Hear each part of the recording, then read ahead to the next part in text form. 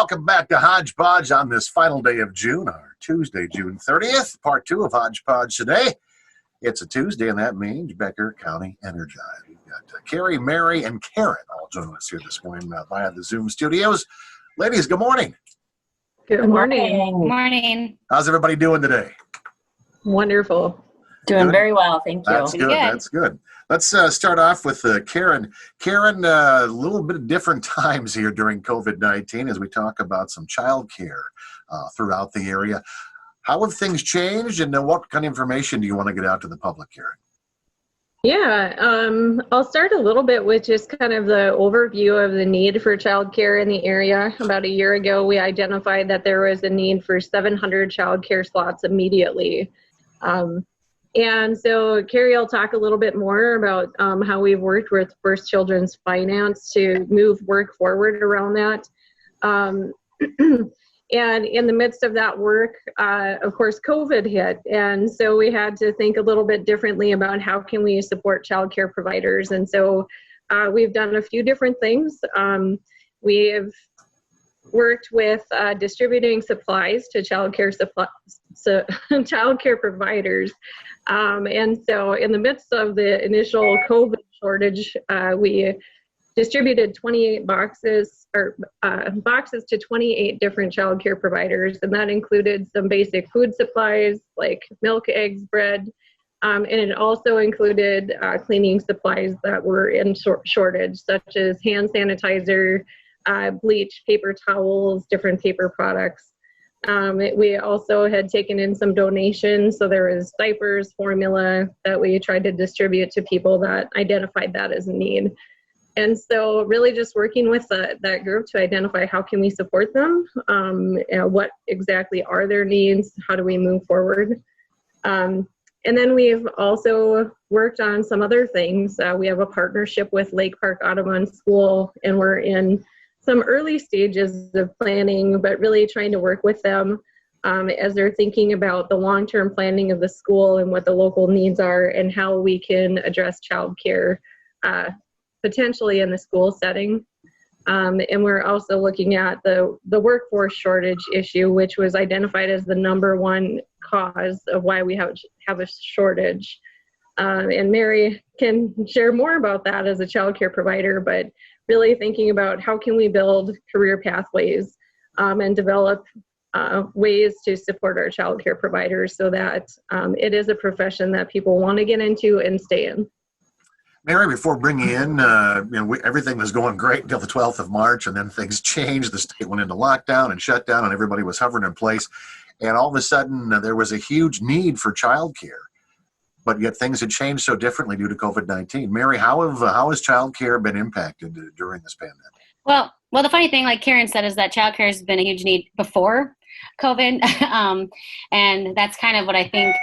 I think a lot of providers are thankful for, state support, local support, just family support in general too during this. But to remember that childcare has been a need way prior to this. And, it's for some, it's taken a little bit of this to bring to light that childcare really needs to be focused on so that families can go to work and be prosperous and add to our communities in a positive way. And children can go to school ready for kindergarten and be successful.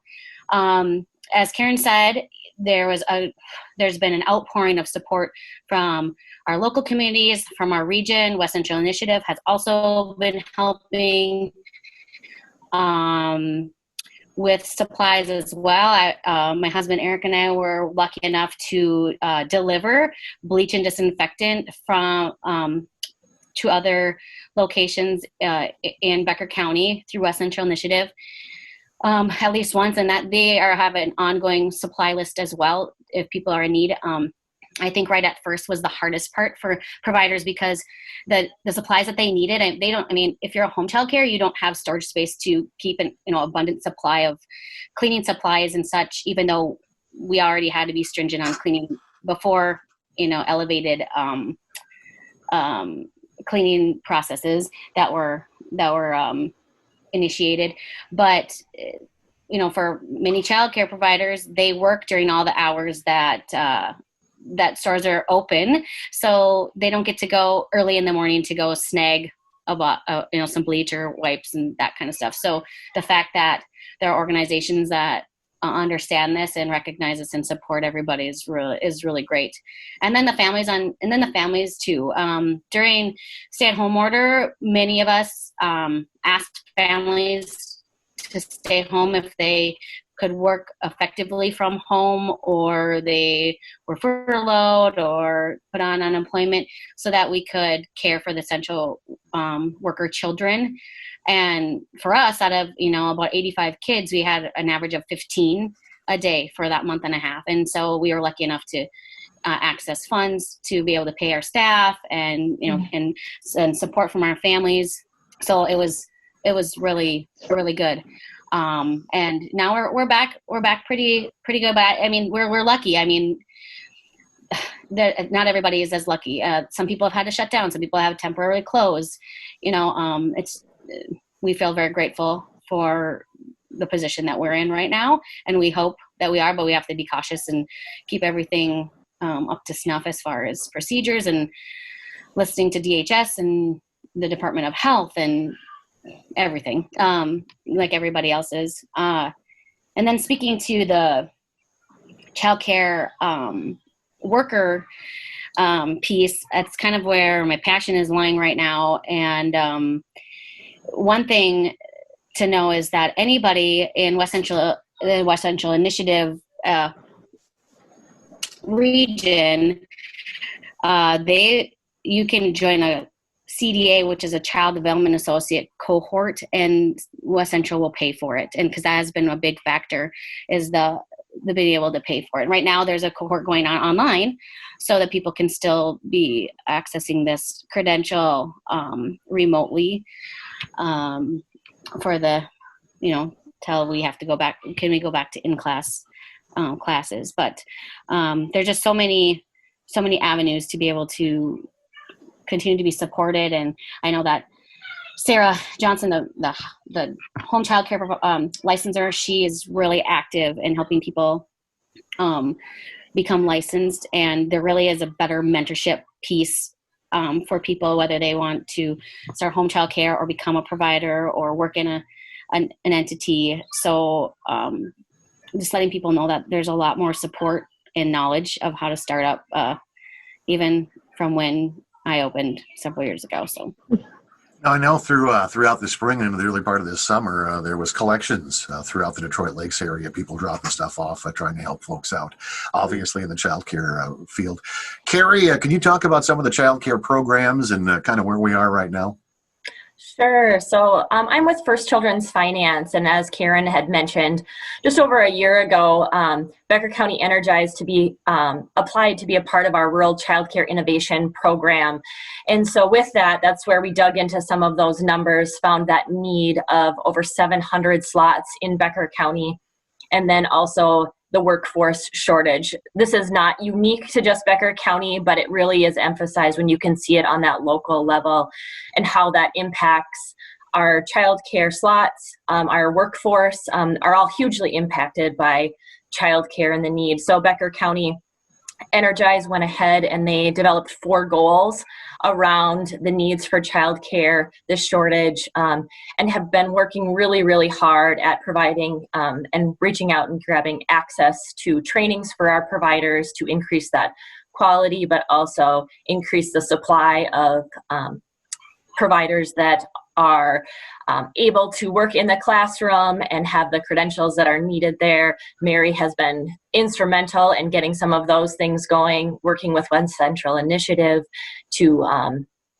get that CDA program up and running. So there's been a lot of very important work that has happened. COVID kind of made it all take a really sharp turn, but it was pretty amazing to see Becker County and how they pulled together and recognized there was a need for the supplies and was able to reach out, and community members were able to donate those supplies. There was a central location. Volunteers were able to get those out. I know that I have heard over and over again the thanks from the providers. That's a big thing that I would continue to ask, as we need to continue to build the supply. If anything, during COVID, the supply has gone down a little bit again because providers have had to close, or maybe they're remaining closed because a family member has those high-risk health factors that aren't allowing them to take in others. So as a community, reaching out and supporting the providers that you know, checking in on them, seeing if you can bring them any supplies, are all really important things. And if you have people that might be interested in going into the field, connect them with any one of us, and we would be happy to help them move forward. There's been a lot of networking that has happened throughout the community with maybe potential locations where you could do a family childcare out of your house, which is kind of a unique situation, but definitely something that really draws providers in. So just looking forward to continuing to reach out and reach those goals to increase the supply of childcare here in Becker County.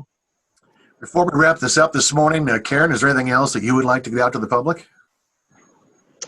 Oh, I just want to thank all the people that donated their time and the volunteers that helped deliver, and all the people that have participated in this. We are going to continue to move forward. And like I said, we're working especially with Lake Park Audubon School that will continue, thinking about how we can address the workforce issues. We do have a webpage on our Becker County Energize website dedicated to childcare resources. There's a lot of information about whether you're looking to start up your own childcare, or if you are looking for resources to support how do I run a really successful childcare program, and to connect you with people that can help. So just encourage people to, like Mary and Carrie said, support your childcare providers, get involved, look for resources if you're interested. Mary, anything you'd like to add before we close this morning? No, I think the three of us talk often and are on a lot of the same meetings, so we kind of say the same things and are very on the same wavelength in this topic. And so just thanks everybody for continued support. Oh, we appreciate your time with us here this morning on Hodge Podge. Carrie, Karen, and Mary, have a great day, and thanks for being with us today. Yeah, Thank you very much. All right, that is our Becker County Energize for today.